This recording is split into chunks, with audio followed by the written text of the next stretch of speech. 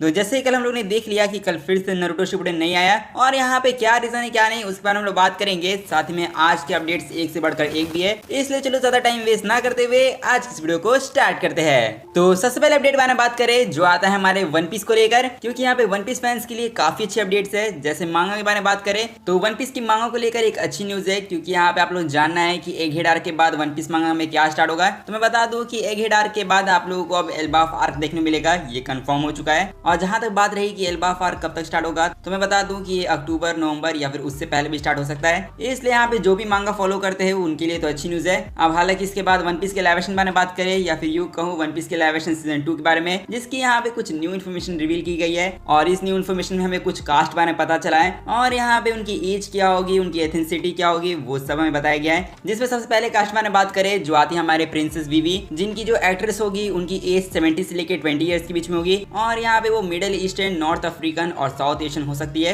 और इसके अलावा निको रॉबिन की फीमेल एक्ट्रेस की एज 20 से लेकर 39 ईयर्स तक की होगी। और साथ में इनकी एथेंसिटी होगी हिस्पैनिक और लैटिनो। और साथ में स्मोकर बारे में बात करें जिसके एक्टर व्हाइट होंगे और साथ में उनकी एज 25 से लेकर 35 ईयर्स के बीच में होगी। और साथ में तशागी के बारे में बात करें जिसकी एज 20 से लेकर 29 होगी और साथ में इनकी एक्ट्रेस एशियन होगी। और इसके अलावा मिस वैलेंटाइन की एज भी बिल्कुल सेम रहेगी, साथ में इनकी एक्ट्रेस व्हाइट रहेगी। और इसके अलावा मिस्टर 5 कैरेक्टर की भी एज की जो रेंज होगी वो बिल्कुल सेम रहेगी। और जो मिस्टर 5 का रोल प्ले करेंगे वो ब्लैक होंगे। और साथ में यहाँ पे क्रॉकस के बारे में बात करें जिसकी एज यहाँ पे ओल्ड ही रखी जाएगी। और यही हमारी न्यू कैरेक्टर की कास्ट होने वाली है, जिसपे सच कहूँ तो देखकर तो काफी सही लग रहा है। एंड इसके अलावा हम लोग बात करें अब एक ऐसे एनिमे के फैंडम के बारे में जो बहुत ज्यादा क्रीन चीजें करते रहता है। और यहाँ पे मैं जेजे के फैन बेस के बारे में बात नहीं कर रहा हूँ, यहाँ पे मैं बात कर रहा हूँ अपने माहिर एकेडमिया के फैन बेस के बारे में। क्योंकि भले ही जितने एनिमे के फैन बेस फैंडम जो भी करते रहे, बट एमएचए का फैंडम हमेशा अलग ही लेवल पे चलता है। और यहाँ पे ये बात डेकू के वॉइस एक्टर भी कह रहे हैं। और यहाँ बेसिकली एमएचए के फैंस इनसे शिपमेंट के बारे में पूछते हैं कि किस कैरेक्टर की शिप अच्छी लगती है आपको। तो इसी चीज को लेकर उन्होंने कहा कि ये सारी चीजें इनसे पूछना बंद करो।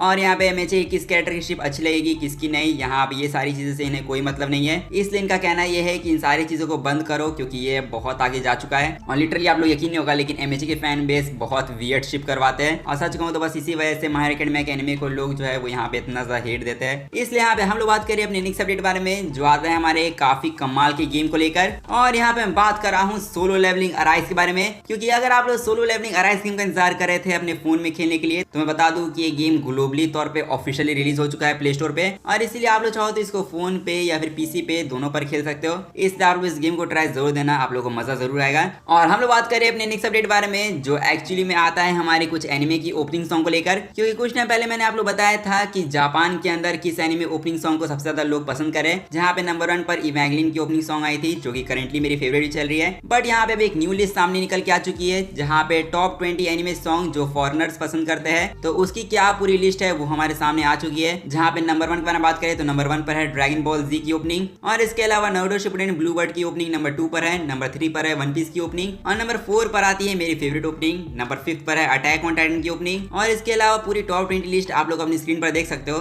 साथ में यहाँ पे एक अच्छी न्यूज है, क्योंकि यहाँ पे मैचडे की ओपनिंग भी 14 नंबर पर है, जो कि यहाँ पे मैचडे के जितने फैंस है उनके लिए तो अच्छी न्यूज है। वैसे भी इस ओपनिंग को बहुत सारे लोग पसंद करें, इसलिए आप लोग की इनमें से कौन सी फेवरेट ओपनिंग सॉन्ग है वो आप लोग मुझे कमेंट में जाके बता सकते हो। साथ में यहाँ पे हम लोगों ने पॉपुलर एनिमे ओपनिंग सॉन्ग के बारे में बात कर लिया, बट यहाँ पे हम लोग बात करें most popular kids TV show के बारे में, जिसमें हमें बताया गया है कि इंडिया को छोड़कर 83 कंट्रीज के अंदर most popular kids TV show जो है वो अपना नारुतो है। और हाँ आप लोग बिल्कुल सही सुन रहे हो, बच्चे जो है वो नारुतो को देखना ज्यादा पसंद करते हैं। और यहाँ पे मैं जानता हूँ कि ड्रैगन बॉल के फैंस पूछेंगे कि ड्रैगन बॉल इस लिस्ट में क्यों नहीं है। तो ड्रैगन बॉल नंबर 1 तो नहीं बन पाया, बट ड्रैगन बॉल जो है वो 5th प्लेस पर आया है 83 कंट्रीज में, जो कि चलो अच्छी बात है। लेकिन यहाँ पे लोग पूछोगे कि बार बार मैं इंडिया को हटाकर ऐसा क्यों बोल रहा हूँ, तो देखो यहाँ पे मैं इंडिया को हटाकर इसीलिए कह रहा हूँ क्योंकि ना तो नारुतो इंडिया के अंदर सबसे पॉपुलर है, ना तो ड्रैगन बॉल। और हाँ आप लोग बिल्कुल सही सुन रहे हो, यहाँ पे इंडिया के अंदर जो most popular kids TV show है वो अपना मोटू पतलू ही है। और मैं जानता हूँ इस चीज को सुनने के बाद काफी सारे लोग नाराज हो गए होंगे, बट चलो यार कोई बात नहीं, अपना इंडियन शो भी अब टॉप पर है तो इसमें क्या ही कर सकते हैं। अब वैसे सच कहूँ तो अगर मैं तुम्हें अपना पर्सनल ओपिनियन दूं तो यहाँ पे अच्छे इंडियन कार्टून और बेकार इंडियन कार्टून में बहुत ज्यादा फर्क होता है। और मेरी नजर में मोटू पतलू बहुत ही बेकार कार्टून है, मुझे बचपन से ये कार्टून बिल्कुल पसंद नहीं आया। और सच कह रहा हूँ यार, मोटू पतलू के अलावा इंडिया के अंदर और भी बहुत अच्छे अच्छे कार्टून बने हैं और अच्छे अच्छे इंडियन कार्टून को पॉपुलैरिटी मिलने की जगह मोटू पतलू को पॉपुलैरिटी मिल रही है, जिसको देखकर बुरा तो लगता है, बट चलो कोई ना। अमेरिका के अंदर भी most popular kids TV show में एडवेंचर टाइम आया है, जो कि देख के अच्छा लगा कि वहाँ पे एक अच्छा कार्टून ऊपर टॉप पर है। अब आपके हिसाब से कौन सा इंडियन कार्टून सबसे बेस्ट है वो आप लोग मुझे बता सकते हो कमेंट में जाके।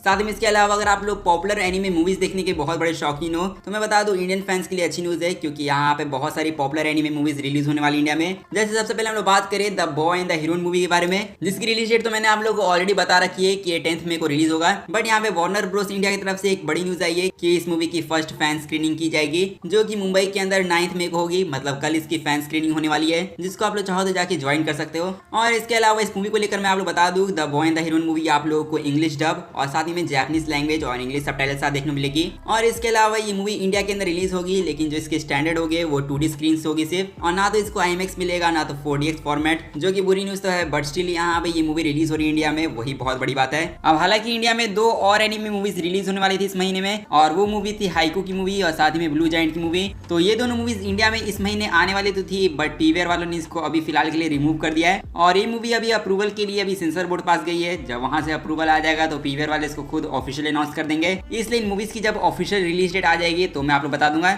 और इसके साथ ही में स्पाइक्स फैमिली बारे में बात करें, जिसको लेकर आपका सवाल था कि इसकी मूवी रिलीज होगी कि नहीं, तो यहाँ पे स्पाइक्स फैमिली फैंस के लिए भी अच्छी न्यूज है, क्योंकि यहाँ पे स्पाइक्स फैमिली कोड वाइट की मूवी भी इंडिया के अंदर रिलीज होने वाली है। और इसकी रिलीज डेट बताई जा रही है कि इंडियन थिएटर में ये 12 जुलाई को रिलीज होगी। बट स्टिल रिलीज डेट को लेकर अभी तक कोई ऑफिशियल कंफर्मेशन नहीं आया है, इसलिए थोड़ा बहुत ऊपर नीचे हो सकता है। बट जहां तक आपका क्वेश्चन रहा कि ये स्पाइक्स फैमिली की मूवी कौन से लैंग्वेज में रिलीज होगी, तो प्रोबेबली ये मूवी इंग्लिश डब और सबटाइटल साथ रिलीज होगी, जो कि चलो काफी अच्छी बात है। अब वैसे इनमें से आप लोग कौन सी एनिमे मूवी देखने जाओगे वो आप लोग मुझे कमेंट में आके बता देना। साथ ही में हमारे एनिमे मूवीज के भी अपडेट बस ये तक थे। तो यहाँ पे हम लोग बात करें अब अपने कुछ एनिमे अपडेट्स बारे में, जैसे कि यहाँ पे टोगन एनकी की जो एनिमे है वो शेड्यूल हो चुकी है 2025 के लिए। और अब इसके अलावा जहां तक बात करें ब्लू लॉक के सीजन 2 के बारे में, जिसकी लीक्स मैंने आप लोगों को बहुत टाइम पहले बताई थी, और अब देख के लगता है कि अब ये लीक सच हो चुकी है, क्योंकि ब्लू लॉक सीजन 2 अब ऑफिशियली अनाउंस हो चुका है। और जितने भी ब्लू लॉक फैंस है, अगर आप सीजन 2 का इंतजार कर रहे हो तो मैं बता दूं ब्लू लॉक सीजन 2 आने वाला है अक्टूबर 2024 में, जो कि एक्चुअली में काफी अच्छी न्यूज है। यहाँ पे आप लोग ब्लू लॉक की सीजन 2 के लिए एक्साइटेड हो कि नहीं, वो आप लोग मुझे कमेंट में जाके बता सकते हो। अब वैसे सच कहूं तो इसके बाद हम लोग बात करें यहाँ पे अपने एक मोस्ट एंटिसिपेटेड एनिमे फाइट के बारे में, जो यहाँ पे नेटफ्लिक्स वालों ने अनाउंस किया है बाकी हेनमा वर्सेस केंगेन अशुरा के क्रॉसओवर को लेकर, जिसको लेकर हमें एक न्यू ट्रेलर देखने मिला है। और इसके साथ ही हम लोग को इसका एक न्यू की विजुअल भी देखने मिला है। साथ ही में इसका ट्रेलर भी काफी सही है। और जहां तक बात करें कि इसकी रिलीज डेट क्या है, तो ये रिलीज होने वाला है नेटफ्लिक्स पर 6 जून को, and according to the sources इसको हिंदी डब में मिलने वाला है, जो कि और भी ज्यादा अच्छी न्यूज है। बट चलो इसके बाद हम लोग बात करें अब एक ऐसे एनिमे के बारे में जिसको लेकर एक अच्छी न्यूज आई है। और यहाँ पे मैं बात कर रहा हूँ ग्रैंड ब्लू एनिमे के बारे में, जिसको अगर आप लोगों ने देख रखा है तो मैं बता दूं कि इसका सीजन 2 अब फाइनली प्रोडक्शन में जा चुका है। और इसका मतलब ये भी है कि अब ग्रैंड ब्लू सीजन 2 भी हम लोग को देखने मिलेगा, जो कि काफी अच्छी बात है। बट इसके अलावा यहाँ पे हम लोग बात करें अपनी एक गोटेड सीरीज के बारे में, यानी यहाँ पे हम बात कर रहा हूँ अपने बजर के बारे में, जिसकी मांगा तो यहाँ पे बहुत सारे लोगों ने रीड किया होगा, बहुत सारे लोगों ने नहीं भी किया होगा। बट अगर आप लोग इसका एनिमे देखना चाहते हो तो मैं बता दूं स्टूडियो एक्लिप्स, जो कि एक फैन स्टूडियो है, वो यहाँ पे बजर द ब्लैक स्पॉटमैन का एनिमे लाने वाले हैं, जिसका ट्रेलर भी उन्होंने अनाउंस कर दिया है कि इसका ट्रेलर आप लोगों को 15 मई 2024 में देखने को मिल जाएगा, जो कि एक्चुअली में बहुत अच्छी न्यूज है। और इसके अलावा आपकी जानकारी के लिए बता दूं कि बजर के इस रीमेक के अंदर ना तो 3D CGI यूज किया जाएगा, ना तो इसको सेंसर किया जाएगा, जो चलो और भी ज्यादा अच्छी न्यूज है यहाँ पे।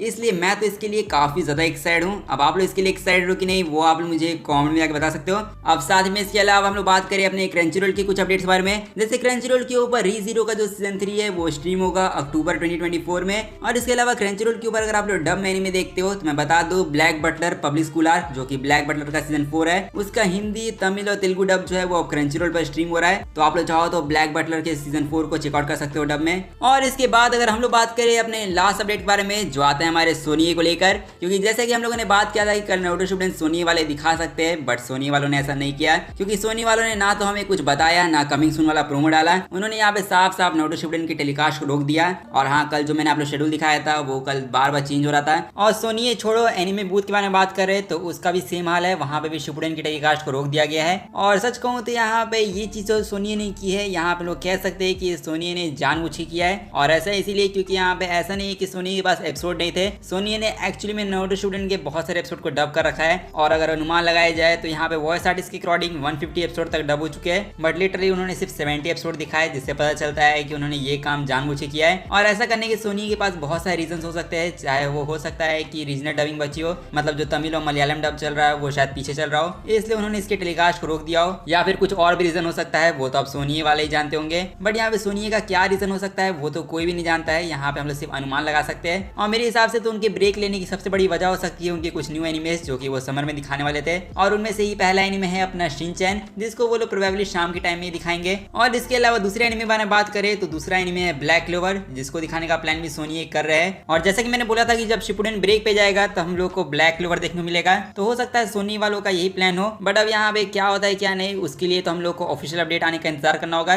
बट जहां तक बात रही कि अब शिपुडेन कितने टाइम तक ब्रेक पे रहेगा, तो देखो मैंने ऑलरेडी बता दिया है कि इसकी डबिंग ऑनगोइंग चल रही है और इसके काफी सारे एपिसोड सोनी वालों ने डब करके रखे हुए हैं। बट स्टिल उन्होंने अभी ब्रेक लिया है, तो अब ये ब्रेक कितना लंबा जा सकता है वो तो सोनी को ही पता होगा। बट मेरी मानो तो शायद हो सकता है कि ये ब्रेक हमारे लिए कम से कम 1-2 महीने तक का हो, और ज्यादा ज्यादा 2-3 महीने का। उससे ज्यादा सोनी वाले कभी ब्रेक लेते नहीं है, इसलिए कुछ महीनों का तो ब्रेक लिया है सोनी ने, इतना आप लोग कंफर्म लेके चलो। और इसका मतलब ये भी है कि अभी नारुतो फैंस को बहुत टाइम तक इंतजार करना पड़ सकता है एपिसोड के लिए, इसलिए अभी तो इंतजार तो हमें करना ही पड़ेगा। जैसे इसके रिगार्डिंग कुछ अपडेट आता है वैसे मैं आप लोग बता दूंगा। बट इसके अलावा आज की इस वीडियो को यहीं पर एंड करते हैं। आई होप करता आप लोग को वीडियो अच्छा होगा, तो अगर आप लोग को वीडियो अच्छा लगा है तो जाकर इस वीडियो को लाइक कर दो और साथ में चैनल को भी जाकर सब्सक्राइब कर दो ऐसे अमेजिंग कंटेंट के लिए। और अब मैं मिलता हूँ आप लोगों से बस ऐसी ही अगली वीडियो में, तब तक के लिए गुड बाय।